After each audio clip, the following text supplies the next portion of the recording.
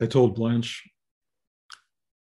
last night that this would be my 500th recorded talk. And she said, well, we all know you talk too much. So I thought that was appropriate. And I'm not trying to celebrate my talks. If you want to celebrate it all, it would be Blanche. She's turning 79 tomorrow, which is a big step into her 80th year. Dimitri, tell your dad thank you for telling me to record these talks, because they would not have happened otherwise. I'm glad they're there because they do kind of trace a trajectory of kind of spiritual, I don't know what the word would be, evolution, maybe.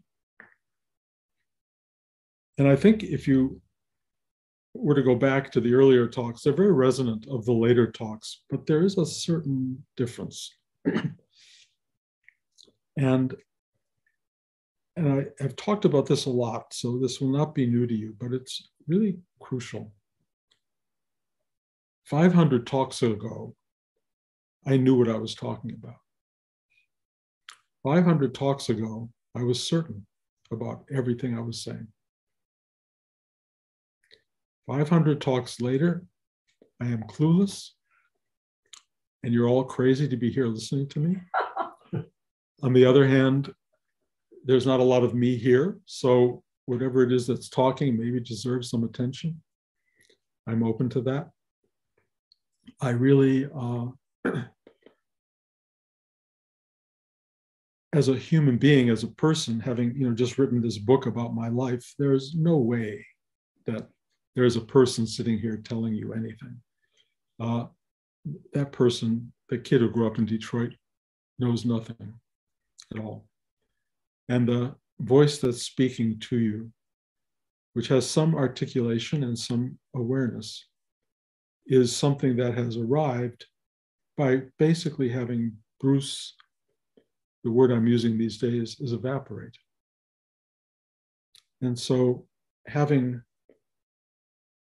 been initiated, if you will, into some larger awareness, that awareness has tested this person, waited to see whether or not it would be over the long term available to its expressions, and then has allowed this voice to appear and these teachings to emerge, and the introduction to someone like Rudy, who really helped form an identity and helped form a teaching which transcended Rudy and transcends this person. I was in New York the other day with Blanche and sitting in a restaurant across from our hotel, having dinner, and became acutely aware that no one in the restaurant knew who they were, why they were there, what life was about. They were, in a way, molecular entities. And there was just so much movement and so much sort of involvement and so much what I would call certainty about their being. They're in this restaurant, in this place, with this history of rising, going into that restaurant, meeting people they knew that they knew all about, knowing where life was going, totally understanding their own narrative and trajectory. And none of them were right, because I could look at them and they were just molecules. And they were moving very rapidly. The waiters were going rapidly. People talking to each other were really animated. There was a lot going on, a lot of noise, a lot of music, a lot of blasting. Outside the window, I could see even more people going about their business and thinking they got it down. And all I could see was nobody had it down. Nobody. No one knew who they were, why they were there, how they got there, where they were going. Everyone there believed in past tense. Everyone there had some vague idea of future tense. Very few people, if any, were aware of being in the present tense. Just not aware. They were there, they were doing it, but they were not in any way sensitive to the dynamic, the wonder, the magic, if you will, the awe, the uncertainty, the unknowability of the vastness that they were part of. Nothing. And because they were all believing their stories, you could tell they were enjoying talking about them. They were enjoying sharing them with other people, or not enjoying. Some people were, you could feel the tensions, the dynamic of individuals together, trying to find common ground, trying to find something in their belief systems that enjoined them in some way and made them feel connected, because we're all trying to feel connected. It's probably why the universe exists at all, because the unknowability of life, the magic of nothing, wants to, in some way, it appears, connect to knowing, connect to itself. And so it manifests. And then in manifesting, there is this incredible stuff going on, and the larger universe is fine with this. It's just fine with it. Bring something into being, have it connect, love, make love, create new beings, do all these things, go to work, have the day, go to a movie, go to a concert, eat a good meal. It's fine with that. There is no judgment to be had at all. But it is very weird to be sitting in a restaurant and watching a mass of people clueless and certain that they knew who they were and where they were and what was going on. And I knew there was a journey ahead for every one of them, because the journey really is into awakening to yourself, to the part of you that is the creator of, the observer of, the initiator of, and the exponent of being in the universe. And if that door opens, it is not something that you will necessarily find comforting, because it really, in the sense of Neo in the Matrix, it opens the doors of perception and you go, it's nothing like what I thought. It's nothing like what I thought. It's so other that the evaporation from it is a real process, and it is a lifelong process. And if you haven't bothered with that process during your life, which unfortunately is true of most people, if you haven't bothered understanding, witnessing, opening to this amazement of what we are, it will all come to you in the last moments, because there's no way you survive the disintegration of the total evaporation of your separate self. Nobody survives that. And I can tell you from my own journey that it's a real process. It's not just extraordinarily simple in one moment and it's all done. It is an unraveling, an undoing, a gentle pursuit of opening and revelation and freedom into your larger life.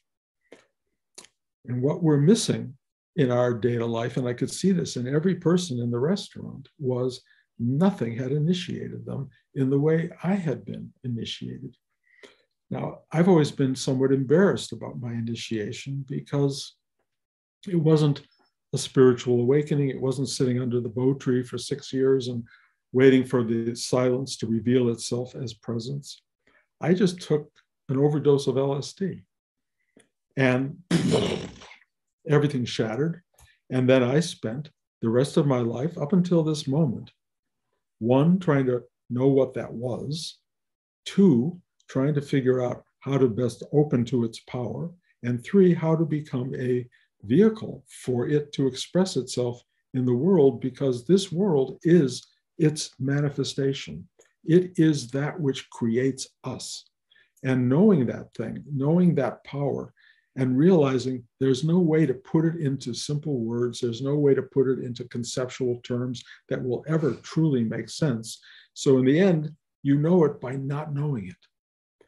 The less you try to cogitate that universe and just open to it and serve it, the more it speaks through you and in a way wipes you out and reveals truth all the way through.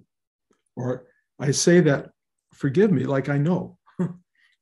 And again, I can only say this so many times, I don't know. I'm only describing a process that is very, very remarkable. It's possible at the end of any human life that what happens is the awareness of this sparks with such potency that everybody just goes over into the greater good, if you will, or the larger knowing. And that would be great. I think that is very possible. But I know for myself, because of the slow motion version of all of this, that it is upending on so many levels, because we really hold on to our beliefs. We really hold on to knowing. We really believe what we think we believe. And if somebody challenges that, some of us would fight to the death to hold on to it. Many religious wars are basically that. That whole belief system is going to go out the window, I think, because it's just a structure. It's a context. It's a certainty that absolutely rests on no solid ground. The only solid ground is temporary stuff going on right here. It doesn't have a past other than the one you create for it. It doesn't have a future other than the fact that one day it will not be what it is right now. And all you can do is be an observer, a witness for, and a channel to this extraordinary something. And the more you are awake to that and a channel for it, you do something that seems really worthy, which is you bring this exquisite depth of being and energy into the world and share it with others. You don't have to do it through articulate teaching. You don't have to do it through a wisdom of insight and knowledge and historical perspective. You just do it by being open and available to the vastness of yourself. Open and available to what you are right now. And if you have something initiating you into that, you are blessed because you're connected to the one. You are one with it, and it will test you like mad to use you as a vehicle for an expression of its profound truth. It will use you. If you are haphazard about it or casual about it, it will be casual with you. It'll show up, it'll go away, it'll be around, it won't be around, it'll go, nope, not this lifetime. I'm projecting stuff. But my sense of it is, and the lessons of this lifetime have been, pay attention. Dialogue. Sit still. Allow it to come in. Feel its presence. Sit, stop, stay. Do whatever you have to do to allow this remarkable truth to be one with your life. Otherwise, it's probably the Tibetan Bardo state, the Jacob's Ladder state, where you have to go through as you're dying in this one instant that turns into billions of years, the undoing of everything that you can undo right now. Really, every day. Every day, a little bit more. You open, you let go. You open, you let go. Rudy called it surrender. Other people call it accept. You just let it be. And you find your way into, and it's so ultimately simple. And it's so, as I repeat over and over, my mother-in-law's final teaching was, this is all it is. And there's something so blessed, so amazing in, okay, yep, okay, I don't know, yep. You just do that. You just live your life with this amazing sense of accepting the moment, the immediacy of this moment, without giving it any context, without saying, well, it came from that story, or it's going to go to this place, or I'm going to be a better person, or I'm going to get benefit from this. No. And it has nothing to do with where you came from. And when you get to my age, it is shocking how much where you came from totally falls away, just falls away. You have hardly any memory. I was sent yesterday a movie on a YouTube channel that I was the editor of in 1969. I have zero recollection of having made that movie. There's zero. And I'm going, I mean, I don't miss it. It's not like it's defines my life at all.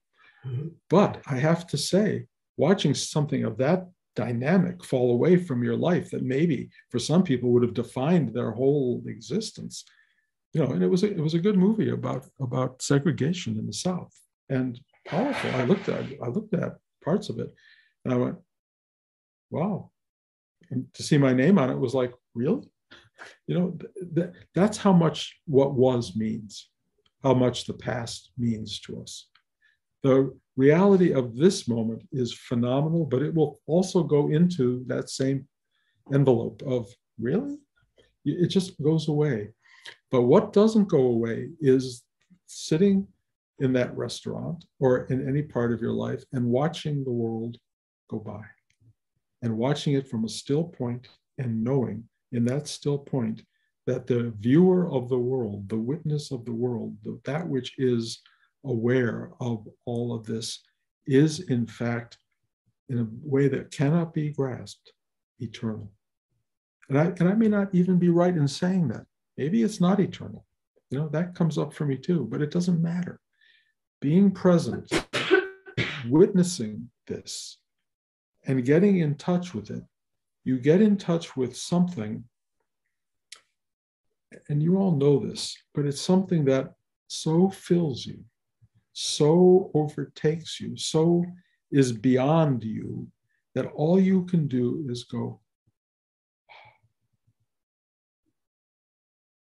that's it. That's it.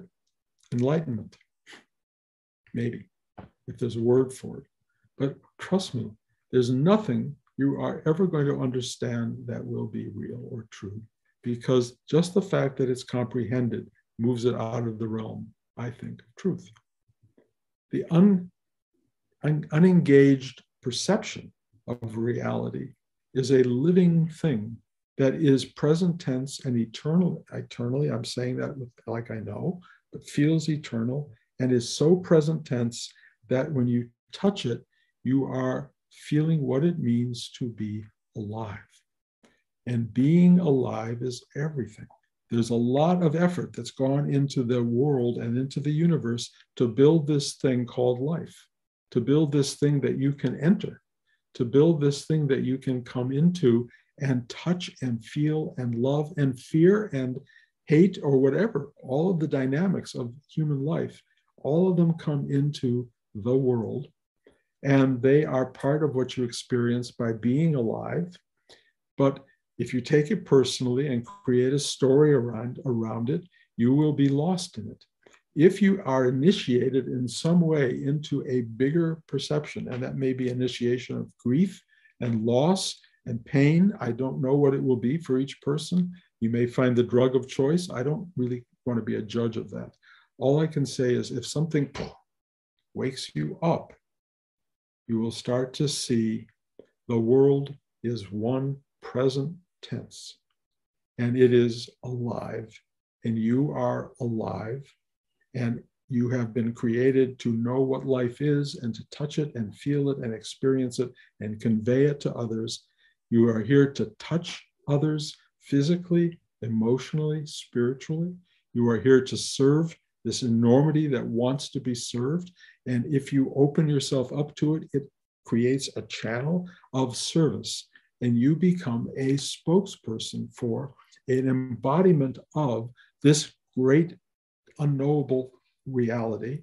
And it flows right through you into the world and has great value and great purpose. And you are so blessed to just know that that's happening, as opposed to the molecules, which have no clue, no clue.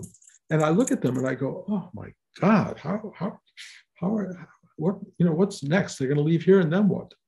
Then they go to a bar, and then maybe they go to a concert, and maybe actually, because I was right across from Lincoln Center, maybe they go to Lincoln Center and they sit for a concert that gets them quiet and still pointed, maybe an opera, maybe a symphony, and they just sit there, and without knowing it, they touch the beauty flowing through the composer, the orchestra making beauty, and it goes into them, and they get a taste of life, of this exquisite creation that was made by some channel to go into you. And maybe when they walk out of the theater, they put their arm around the person they're with, assuming they're there. And the love and the joy that came out of that musical moment or whatever moment, theatrical moment, comes to them. And they share it with each other.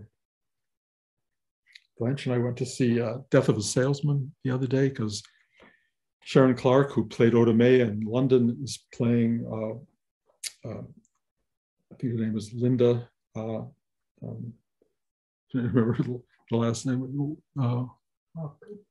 What? What's her Walker? No. I'm sorry, Willie Loman. Yeah, Linda Loman. And this is a person, we just saw her in Carolina Change recently as well in New York. I don't know that she knows her spiritual nature, but on a stage, she communicates this enormity of human experience from the stage to an entire audience, big audience, and you cannot help but feel that transmission. It's coming from Arthur Miller, who wrote the play. This is a completely Black version of the play, which is fascinating. And then after the show, Sharon and Blanche and I got together and had hugs that are Rudy-like hugs from this person who can transmit to an entire audience and can transmit to a couple of people with so much beauty and force and joy and love. And I don't think Sharon has any idea of what we're going to identify as the spiritual path, but she is that path. She is it.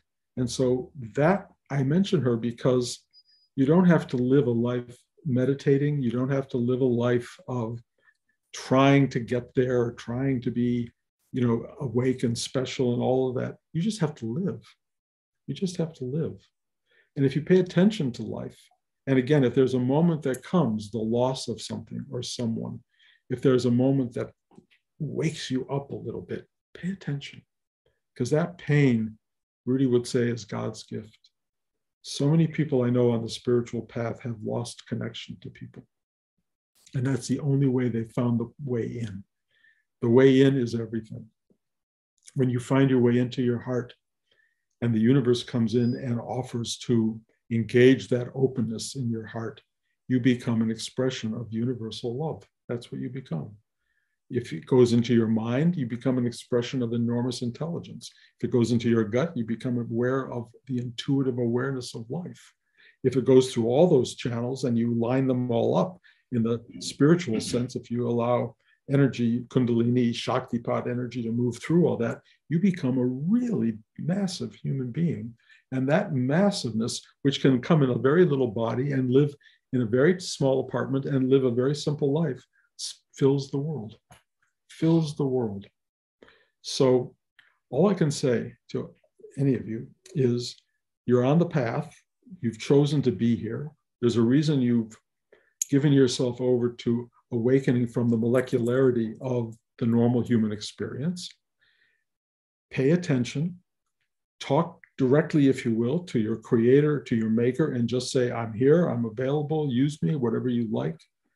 Give yourself a dialogue with the being that is. You can even do the thing I talked about a number of weeks ago in class. You can say, how are you doing? How are you doing? It likes that. It likes the connection between you and it. And then the you and it disintegrates. And then there's no two. There's no you and it. There's just the thing that wants to hug and embrace life, that wants to live, that wants to touch, that wants to create new life. And the part that gets lost into hatred and embattlement and wars and all that, I don't know if that was in the plan. I assume it probably was.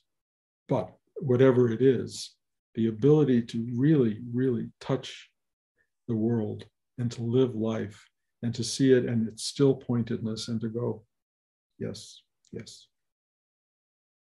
It's a great gift. So find your path.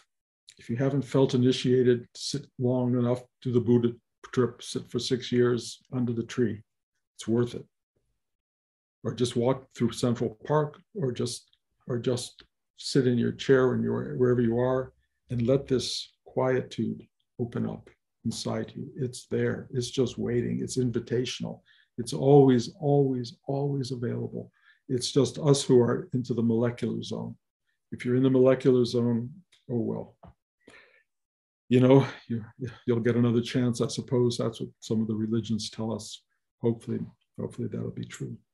But to quote my wife, you talk enough, and I have definitely spoken more than I need to. So I'm going to end my 500th talk with stuff that you have all heard before anyway. I don't have anything new to tell you. I will keep saying it week by week.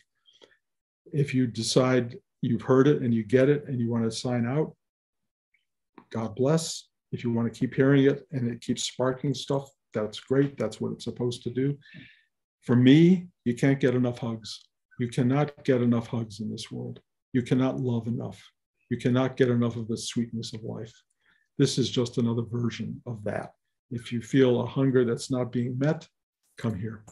If you are getting it everywhere else, wonderful. Anyway, I love you guys. Thank you for being here. I guess I should ask for questions if you have any, and then we'll continue next week. Any questions? Yep. Okay. Hi. Oh, I heard that. Dale. Dale, hi. Okay. Hi. Question. Hi. Yeah, I really connected with what you were saying about the older I get, the less sure I am of anything. And during the storm the other night, it was easy to stay awake all night because it was so noisy, but it made me feel so small and so insignificant. Watching these huge trees thrashing around in the wind, and it made me think that, or I wondered about how the devastation and the ruin that comes through storms like that are natural.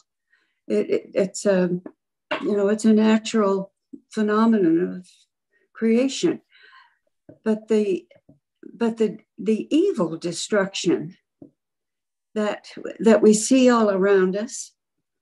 At first, I went there. People. It's easy to name them, and then I got to thinking. Yeah, it's easy to project all of our, I guess I'd call them lesser evils, onto the big names, and how easy it is to make scapegoats. And I wonder if sometime, if there isn't time now, but to talk about humility. I think I need a lesson in humility. Of all people that I know, you don't. But the few words I will say is that it's an automatic thing that comes as you evaporate. Because when you don't know anything, it's very hard to walk around full of yourself. You really don't have anything you don't have anything to broadcast. Your questions about the dark side of nature, the destructive side of nature, and the destructive side of people is a great question. It's like, why did God, or why did these great forces make all of this? And why does it project and produce and build and then destroy? Why does that happen? You can come up with answers for that. We can all come up with, spiritual answers and personal answers to it that try to make us feel good. I don't know.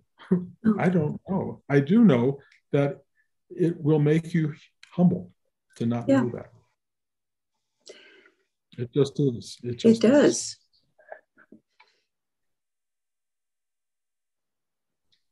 Thank you for that question. Is there anybody else?